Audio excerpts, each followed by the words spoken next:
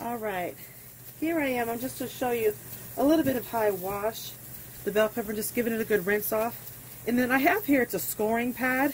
It's actually a big one that I had that I went ahead and I just cut it into, into sixes, so I could get 6 of these.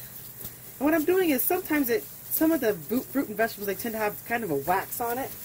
So I'm trying to scrub some of that off. And that one's done. I'll grab another one. And I won't keep you the whole time while I'm doing it. I was just letting you see what I'm doing, because sometimes, you know, it's nice to share some of the things you do.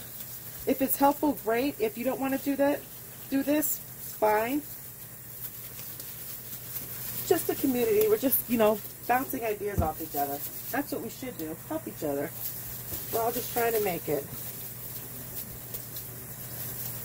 So, one more. And then after this, I'll just finish it up myself, and I will bring you guys on back.